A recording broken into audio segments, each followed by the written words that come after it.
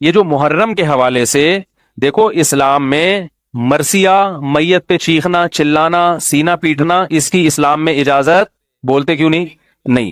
صحیح بخاری صحیح مسلم کی حدیث ہے، آپ صلی اللہ علیہ وسلم نے نوحہ کرنے والوں پر لعنت فرمائی ہے۔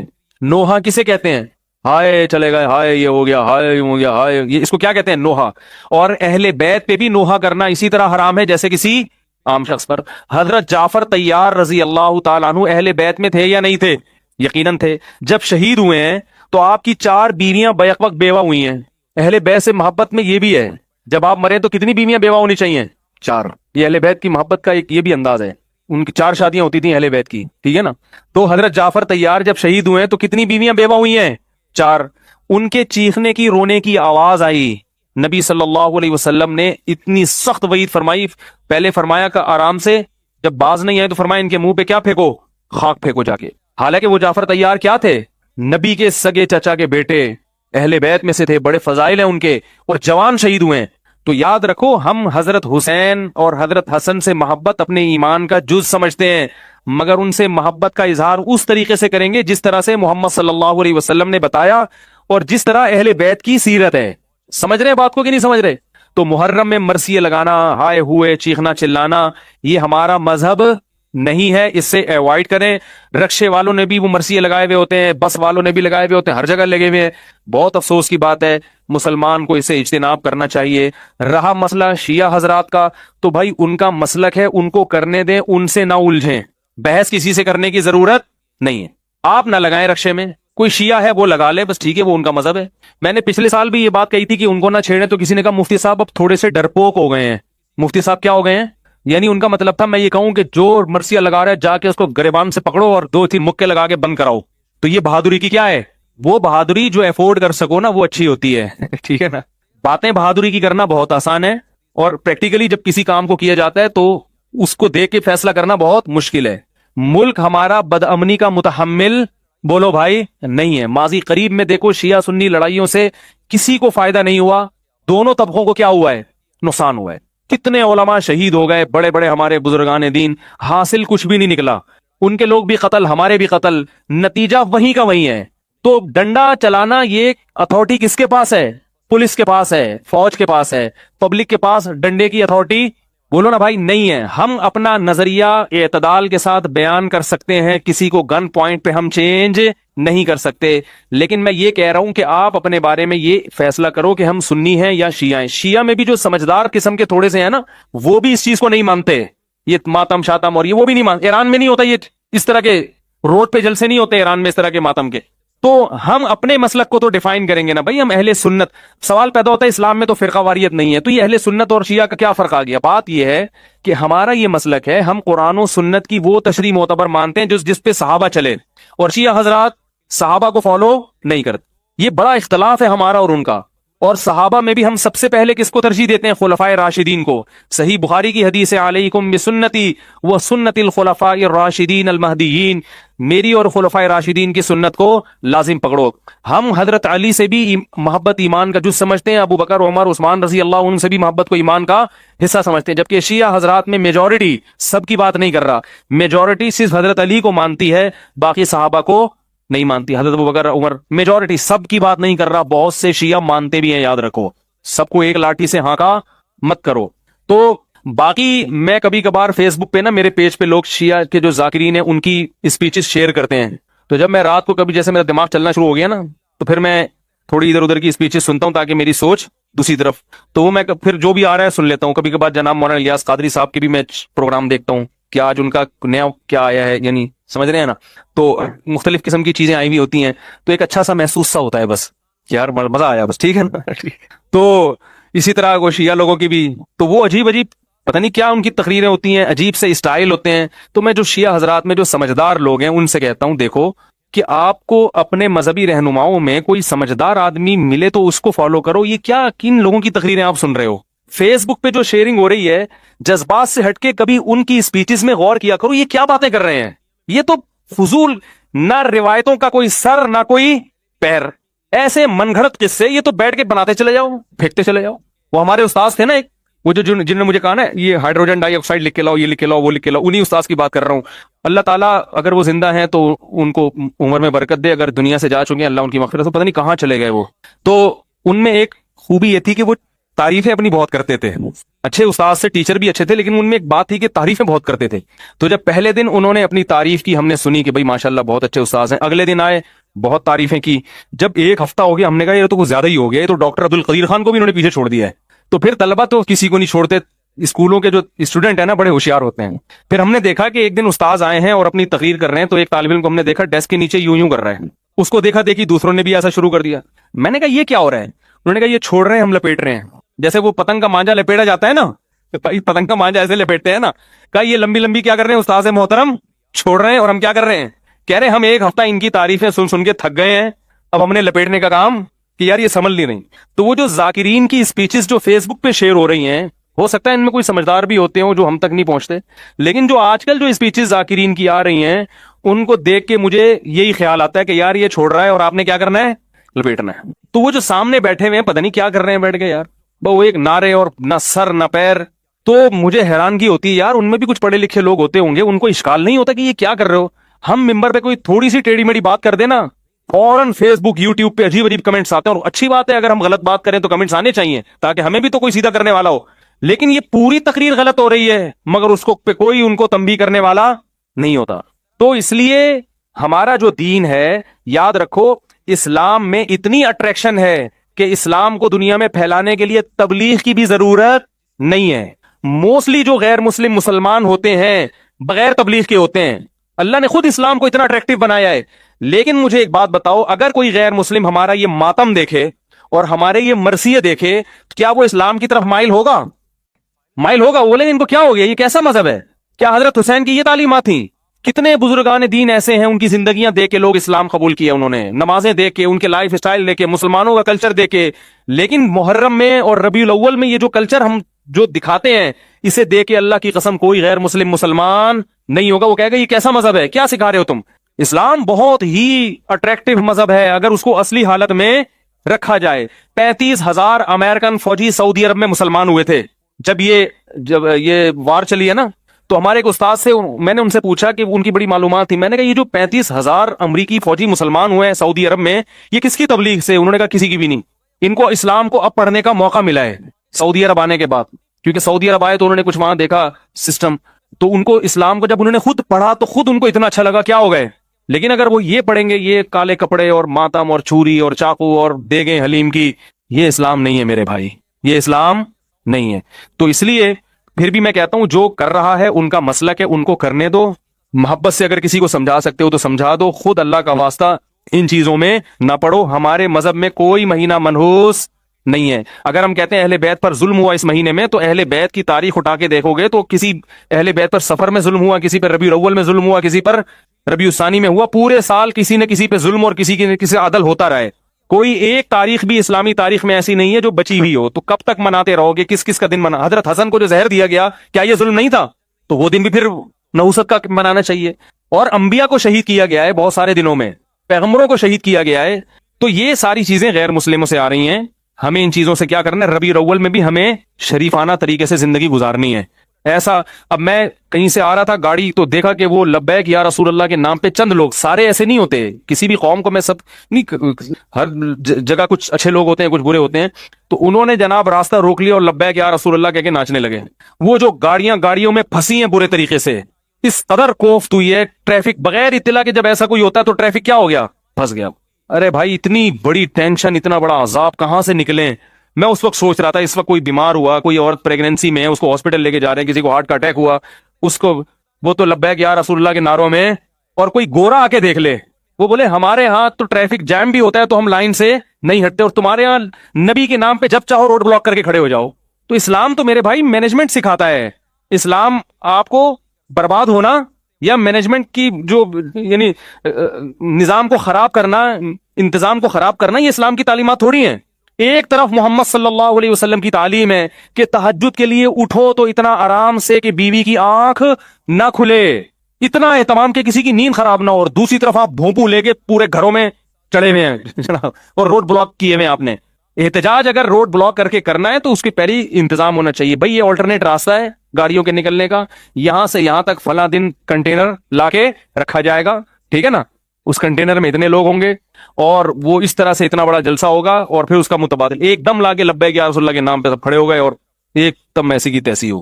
لوگ عشق رسول میں کر رہے ہیں, لیکن لوگوں کے پاس علم, میں ان کی نیتوں پہ شبہ نہیں کرتا, نیتیں سب کی عشق رسول ہی ہوتی ہیں, مگر عشق رسول کا اظہار نہیں آتا, کیسے کیا جاتا ہے, نبی نے کیا آداب سکھائے ہیں, یہ پبلک کو نہیں پتا, اور گائیڈ کرنے والے بھی نہیں گائیڈ کرتے, وہ بھی اپنی دکانیں چمکا کے بیٹھے ہوئے ہیں, ان کو اس سے ہوش نہیں ہے کہ کس سے کس عمل سے کس کو کیا تکلیف ہو رہی ہے.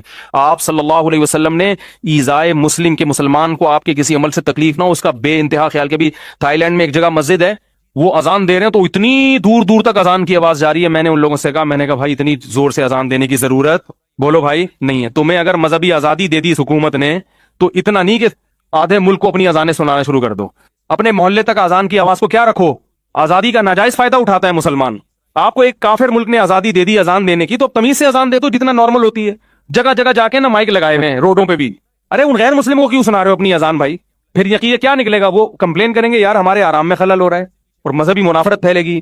تو مسلمان تمیز سے چلتا, بولو نا, نہیں ہے. بس وہ سمجھتا ہے میں چونکہ اللہ کی کبریائی پورے ملک میں بیان کر رہا ہوں, اللہ کی توحید میں نے پورے بینکاک میں بیان کر دی, تو اللہ نے کب کہا ہے کہ میری کبریائی اس طریقے سے بیان کرو کہ پھر کل تم پر پابندیاں لگیں. اور چائنا میں مذہبی آزادی بہت تھی, وہاں جلسے شروع کر دیے لوگوں نے, ان جلسوں سے روڈ بلاک ہونا شروع ہوئے, چائنیز گورنمنٹ نے کیا کر لگا دی, پابندی لگا دی. تمیز سے کوئی کام ہی نہیں ہوتا ہم لوگوں سے, اللہ تعالیٰ حفاظت فرمائے.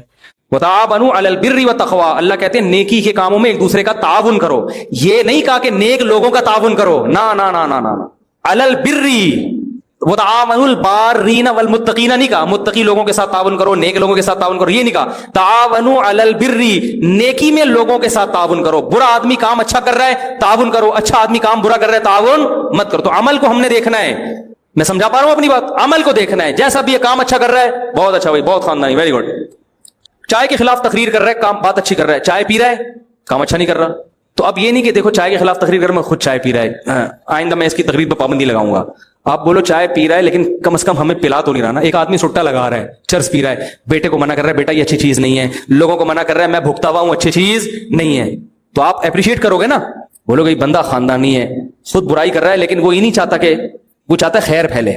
ایک لومڑی کی دم کٹ گئی جنگل میں, اس نے تقریر کی, لوگوں کو آ کے سمجھایا, جانوروں کو نا, اب لوگ جانور اس کا مذاق اڑاتے تھے, دم کٹی دم کٹی دم کٹی, بڑی پریشان ہوئی. اس نے لوگوں کو جمع کیا, وہاں جانوروں کو, لوگوں کو نہیں جانوروں کو جمع کیا. تو جانوروں کو جمع کر کے اس نے تقریر کی, اپنی لومڑیوں سے بھی خطاب کیا اور شیر گیدڑ سے بھی, بولو میری بہن بھائیوں خدا کی قسم دم کٹنے کے جو مزہ ہے تمہیں پتہ چل جائے, پیسے دے کے دم کٹواؤ تم. جب میری دم تھی اتنی ٹینشن ہوتی تھی, جہاں جاؤ کبھی کسی کے نیچے دم آ رہی ہے, کبھی اپنے پاؤں کے نیچے دم آ رہی ہے, کبھی میں بھاگ رہی ہوں تو کانٹوں میں دم پھنس گئی, ٹینشن لیس زندگی گزار رہی ہوں میں. تو یہ لومڑی جو ہے یہ زیادہ خیر خواہ ہے یا وہ لومڑی جس کی دم کٹ گئی اور وہ لوگوں کو خطاب کر کے, وہاں جانوروں کو خطاب کر کے کہہ رہی ہے دیکھو دم نہ کٹوانا, میں ایک روڈ کے پاس بیٹھی ہوئی تھی, لیٹی ہوئی تھی, ایک گاڑی آئی میری دم کے اوپر سے گزر گئی, تم لوگ یہ حرکت نہ کرنا, میری تو کٹ گئی ہے, تم لوگ نہ کٹوانا کیونکہ دم کے بڑے فائدے ہیں, مکھیاں دم ہی سے ہٹائی جاتی ہیں, کیا خیال ہے, اور جانوروں کی زینت تو دم سے ہے نا, دم کٹے جانور کا تو قربانی بھی نہیں ہوتی. تو یہ والی لومڑی اچھی ہے نا, جو کہہ رہی ہے چلو میرے ساتھ جو ہو گیا ہو گیا, میں اپنی قوم کو اس برائی میں نہیں دیکھنا چاہتی. تو اگر ایک آدمی میں برائی ہے لیکن وہ اپنی قوم کو اس برائی سے بچا, وہ کہہ رہے چلو مجھے لت پڑ گئی اس غلط چیز, سٹے کی لت پڑ گئی, چرس کی لت پڑ گئی, ہیروئن کی مجھے تو پڑ گئی, لیکن میری قوم کے لوگوں تم یہ لت نہ پڑنے دو. تو یہ چرسی خدا کی قسم بہت اچھا چرسی ہے, اس چرسی کو ایوارڈ ملنا چاہیے, کیا خیال ہے. لیکن لوگ کیا کہتے ہیں, نہ یہ کیوں خود کیوں پی رہا ہے, جب دوسروں کو منع کر رہا ہے خود کیوں پی رہا ہے. تو وہ ہاں جو خود بھی نہ پیے وہ اور اچھا ہے. علماء کہتے ہیں اگر آپ کسی برائی سے نہیں بچتے تو بھی لوگوں کو روک سکتے ہیں اس سے. یہ جو قرآن میں آتا ہے نا کہ لما تقولون ما لا تفعلون, ایسی بات کیوں کہتے ہو جس پر خود عمل نہیں کرتے, اس آیت کا مطلب یہ ہے کہ ایسی بات کا دعویٰ کیوں کرتے ہو جس پر عمل نہیں کرتے. یعنی آپ میں ایک نیکی ہے نہیں اور آپ دعوے کر رہے ہو, سمجھ رہے ہیں, شو یہ کر رہے ہو کہ میں بہت اچھا ہوں, حالانکہ وہ آپ میں نیکی ہے نہیں. ایسے لوگ ملیں گے آپ کو مارکیٹ میں, وہ ایسی چیزوں کے دعوے کریں گے. اس آیت کا شان نزول بھی ہے, صحابہ نے کہا جہاد فرض کیوں نہیں ہوتا, ہم جب جہاد فرض ہوا تو پریشان ہوئے بعض صحابہ, تو اللہ نے کہا ایسی چیز کا دعویٰ کیوں کرتے ہو جس پر عمل نہیں ہو سکتا. تو باتیں اتنی کرو, بڑے بڑے دعوے مت کرو. دعویٰ کرنا برا ہے کہ ایک چیز آپ میں ہے نہیں اور لوگوں میں شو مارنے کے لیے, لیکن اگر ایک برائی آپ میں ہے تو آپ لوگوں کو اس سے روک سکتے ہیں, کیونکہ بہرحال وہ برائی پھیلے گی نہیں. آپ اگر خدا نہ خواستہ ایڈز کے مریض ہیں تو آپ یہ نہ چاہیں کہ دوسروں کو بھی ایڈز لگے, اس سے روکیں گے, بھائی میرا جھوٹا نہ پیو, میرے ساتھ زیادہ عید ملنے کی کوشش مت کرو, میرے سانس سے بھی دور رہو. تو یہ اچھی بات ہے, چلو آپ برائی میں ہو, دوسرے کو تو بچا رہے ہو نا برائی سے. ڈاکٹر کتنے سگریٹ پی رہے ہوتے ہیں, لوگوں کو منع کرو میں سگریٹ نہ پیو, اب آپ نے ڈاکٹر ایک رکھ کے چماٹ لگایا, خود کیوں پی رہا ہے, مجھے منع کر رہا ہے, کہ ٹھیک ہے بھائی پی لے, تو بھی پی لے, جو کھانسی مجھے ہے, جو ٹینشن مجھے, تجھے بھی ہو جائے گی وہ. تو جو اچھا کام کر رہا ہے اس کو پروموٹ کریں, اپریشیٹ کریں, ویل ڈن, بہت اچھا بھائی, اڑو بچو, زبردست. آخر میں کان میں جا کے پوچھ لیں خود بھی پیتے ہو گیا؟ ہاں پیتا ہوں. چلو یار ویسے نہ پیو, دیکھو جب دوسروں کو روک رہے ہو تو خود تو بچو نا, لیکن میں دعا کرتا ہوں اللہ چھڑوا دے. لوگوں کے سامنے ذلیل نہ کرو اس کو, یار چلو خود بھی بچا کرو. دیکھو مولوی صاحب آپ نے اس دن چائے کے خلاف تقریر کی تھی, خود چائے پیتے ہوئے اچھے نہیں لگ رہے آپ, ایسا کرو گے کیونکہ میں نے چائے چھوڑ دی تھی, پھر کم وقت شروع ہو گئی ہے, یہ لوگوں نے شروع کروائی. 1 سال میں نے چائے چھوڑی ہے کیونکہ چائے اچھی چیز نہیں ہے. پھر لوگوں نے جہاں جا رہے ہو چائے, جہاں KPK میں جاؤ تو وہ تو دنیا چھوڑ دیں گے, وہ چائے نہیں چھوڑتے اور پلانا نہیں چھوڑتے. پھر وہ ان کو منع کرو تو پھر وہ نسوار, پھر وہ ان کو منع کرو تو پھر لسی, وہ پھر اور بھاری ہو جاتی ہے, تو مجبوراً پھر سٹے لگا پھر عادی بن گئے. اب دوبارہ کوشش میں لگے میں چھوڑنے کی. تو آپ اپریشیٹ کرو, صحیح ہے نا.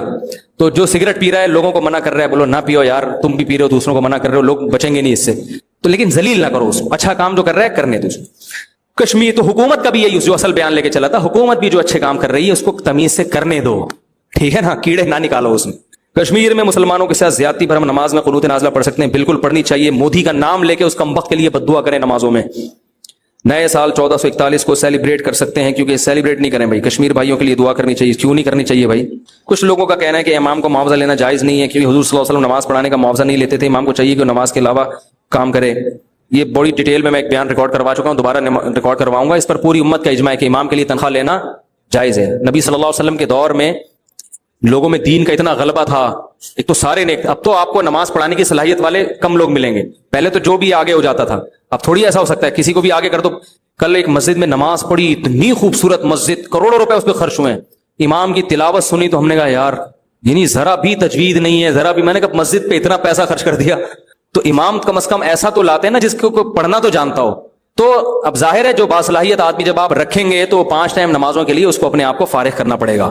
اور پہلے زمانے میں لوگ خیال کیا کرتے تھے اماموں کا, آج کل پبلک خیال نہیں کرتی.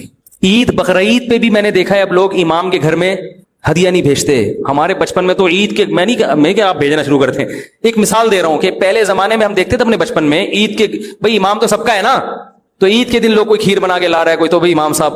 اب تو وہ بھی ختم, ہر آدمی اپنا اپنا, مجھے میرے گھر نہ بھیجیں, میں نہیں کھاتا اتنا, میں میٹھا ویسے نہیں کھاتا. تو ایک مثال دے رہا ہوں, وہ بھی ختم. تو ظاہر ہے اس کو تنخواہ بھی نہیں ملے گی, تو وہ پھر وہ چوریاں کرے گا یا کیا کرے گا وہ, تو یا تو کوئی وہی انگلی توڑنے والی بات ہے.